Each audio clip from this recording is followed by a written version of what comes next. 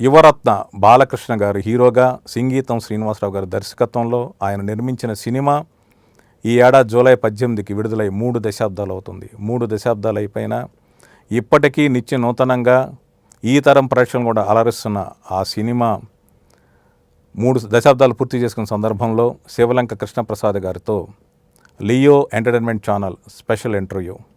కృష్ణప్రసాద్ గారు నమస్తే అండి. నమస్కారం అండి. మీరు ఆదిత్య 369 విడుదలైనప్పుడే మీరు చాలా గొప్ప ఆనందం అనుభవించి ఉంటారు.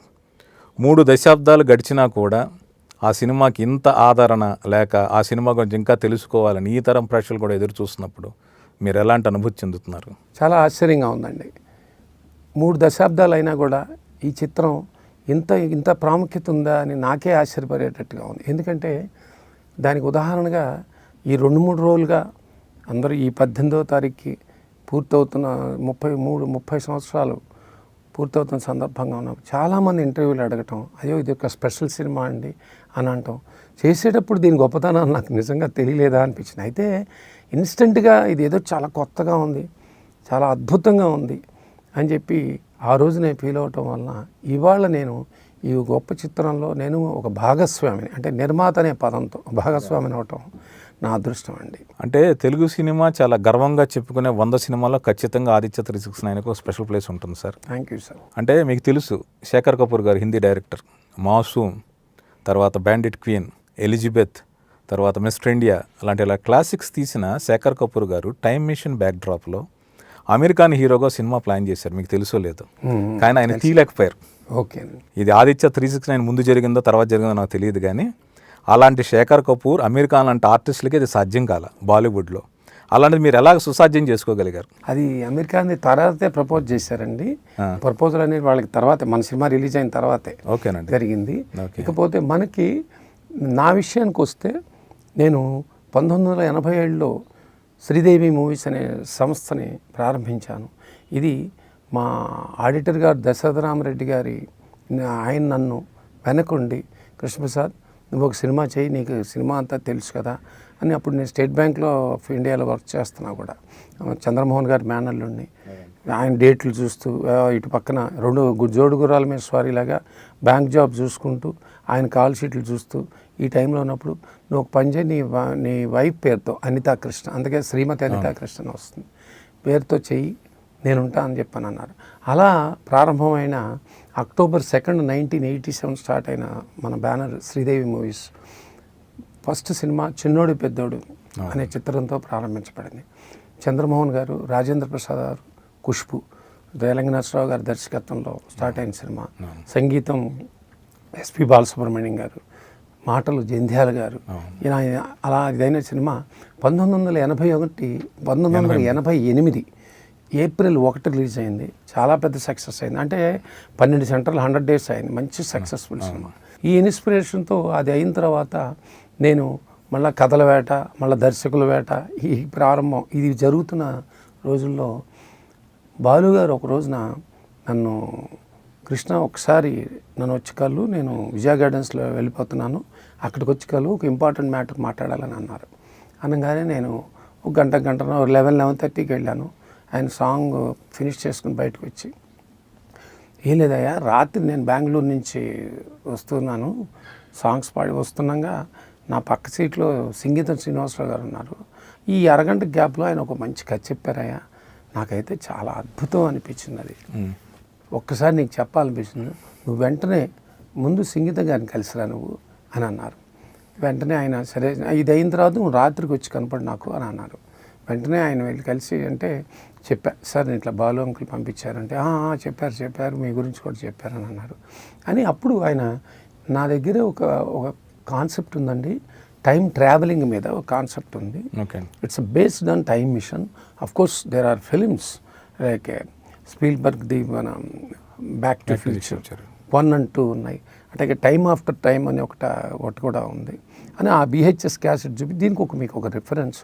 బట్ మన కథకు వస్తే ఈ కథలో టైం హీరో అనేవారు ఒక సైంటిస్ట్ కనిపెట్టిన దాంట్లో ఒక యాక్సిడెంటల్గా దీంట్లో వెనక్కి వెళ్ళిపోవాల్సి వస్తుంది. వెళ్ళి కృష్ణదేవరాయల పీరియడ్లోకి ఎంటర్ అవుతారు.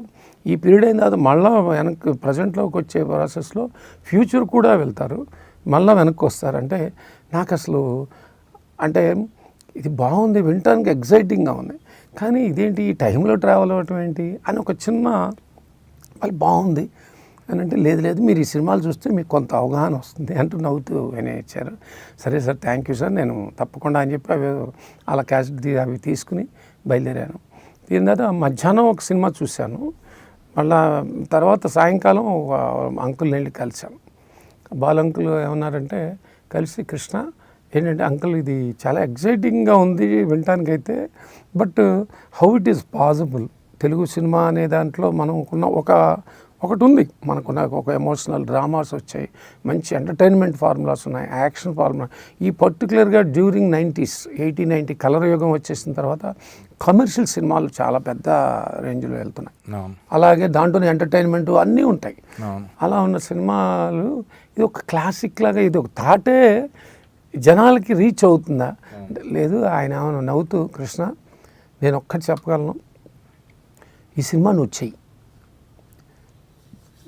నువ్వు తర్వాత బోల్డెన్ సినిమాలు చేస్తావు, కానీ ఈ సినిమాకి ఒక ప్రత్యేక స్థానం అలా ఉండిపోతుంది, నిన్ను గుర్తుపెట్టుకుంటారు, నీ సంస్థను గుర్తుపెట్టుకుంటారు అని బాలంకులు ఆ రోజే చెప్పారు. ఆ మహానుభావుడు ఇవాళ మన మధ్య లేకపోయినా మహానుభావుడు ఆ చెప్పిన మాట ఇవాళ అక్షర సత్యమైంది. అది అంటే ఆయన ఆ సినిమాని ముందే అంత ఊహించారు. ఆ నమ్మకం నేనున్నాను అనే మాట అన్నారు. అదే అనగానే ఇంకా అదొక బ్లెస్సింగ్గా తీసుకుని అట్లా మొదలైన వెంటనే నేను అప్పుడు సంగీత గారిని కలిసి చేద్దాం సార్, ఈ కృష్ణదేవరాయ పీరియడ్ అంటే ఇవాళ బాలకృష్ణ గారు చేస్తే బాగుంటుందండి అంటే, యు ఆర్ రైట్ బాలకృష్ణ గారు చేస్తే బాగుంటుంది. ఎందుకంటే వాళ్ళ నాన్నగారు తెనాలి రామకృష్ణ చేశారు, మహామంత్రి తిమ్మరుసు, వీటిలో కృష్ణదేవరాయలు గారు చేశారు. ఆయన చేస్తే ఆ కరిష్మా మనకి వాళ్ళ చాలా బాగుంటుంది అని చెప్పి అన్నారు. ఓకే సార్ అన్నాను. వెంటనే బాలు అంకుల్కి చెప్పాను, ఇలా అన్నారు డైరెక్టర్ గారు అంటే, నేను మాట్లాడతానని చెప్పి ప్రముఖ నిర్మాత దేవర ప్రసాద్ గారు, మేము ప్రసాద్ అన్నయ్య గారు తెలుసు, ఆయన దేవి ఫిల్మ్స్ అధినేత. ఆయన చాలా సినిమాలు రామారావు గారితో చేశారు, చిరంజీవి గారితో సినిమాలు చేశారు, అది చేస్తుండేవారు. అప్పుడు ఆయన ఈ బాలకృష్ణ గారిది ఆయన డేట్స్ పరంగా కానీ అతని మంచి చెడు రిమ్యునరేషన్స్ అన్ని రకాలు ఆయన తీసుకున్నారు. బికాస్ ఆఫ్ రామారావు గారు ఆయన కుర్రాన్ని చూసుకున్నట్టుగా అప్పుడు ఆయనకి చెప్పడం ఒక ఇది చెప్పడంతో, ప్రతి వాళ్ళకి ఒక మేనేజర్స్ ఉంటారు కదా, ఒక పెద్ద స్థాయి ఉన్న నిర్మాతకి అప్పచెప్పిన ఆ బాధ్యతని వల్ల మేము దేవరప్రసాద్ గారిని బాలు గారు మాట్లాడటం, అదేంటి బాలు నీకు చేయకపోతే ఎవరికి చేస్తామంటే, ఇట్లా చంద్రమోహన్ గారు మేనలుడు, అతనికి ఒక మంచి సినిమాతో వస్తున్నాడు, బాలయ్యతో ఒకసారి చెప్పిద్దామనంటే వెంటనే బాలకృష్ణ గారికి చేయటం. ఫస్ట్ టైము బాలసుబ్రహ్మణ్యం గారు, నేను, సంగీతం శ్రీనివాసరావు గారు ముగ్గురు ఆయన ఇంటికి వెళ్ళాం. ఓకే. ఇక్కడ విచిత్రం ఏంటంటేనండి, అక్కడికి మేము వెళ్ళి కూర్చుని కాస్త కాఫీలు టీలు అయిన తర్వాత సంగీతం గారు ఏంటి అసలు బాలకృష్ణ గారు అప్పుడు ఏంటంటే ఆల్రెడీ కమర్షియల్ హీరో, పెద్ద కమర్షియల్ సినిమాలు జరుగుతుంది. భలే దొంగ అంతకుముందు 1.5 years బ్యాక్ దేవరప్రసాద్ గారు వాళ్ళ సిస్టర్ దాంట్లో పేరులో చేశారు. ముద్దులమా అంత క్రితం 1.5 years అయింది. ఈ మధ్యలో నారీ నడుమురారి జరుగుతుంది. Lorry driver B Gopal already correct షూట్కి వెళ్ళబోతోంది. ఇంతంత ప్రాసెస్లు జరుగుతున్నాయి. తర్వాత బోల్డ్ పిఏపి వాళ్ళతో అన్ని కమిట్మెంట్స్ వరుసగా ఉన్నాయి. ఇన్ని వరుసగా ఉన్న టైంలో కరెక్ట్గా ఆయన ఆ టైంలో మేము వెళ్ళామండి. సంగీతం గారు కూడా చాలా మంచి సినిమాలు తీశారు. పుష్పక్ అయితేనేమి, అంతకు ముందు రిలీజ్ అయిన అప్పురాజు అంటే మన అపూర్వ సహోదరులు ఆ సినిమా అయితేనేమి, మన తెలుగుకి వచ్చేటప్పటికి ఆయనకి ఒక సెపరేట్ ఐడెంటిటీ. పంతులమ్మ, అమెరికా అమ్మాయి, అంతకుముందు మీకు సోకొకటిది చేశారు. కానీ తరం మారింది. కాకపోతే ఈ కమర్షియల్ హీరోస్తో కమర్షియల్ సినిమాలు చేయటం అనే పదం ఉంటుంది కదా మనకి, కమర్షియల్ పదం లేకపోయినా ఒక క్లాసిక్ డైరెక్టర్ అయినా. ఇవన్నీ ఎందుకు చెప్తున్నానంటేనండి, కూర్చున్న తర్వాత ఆయన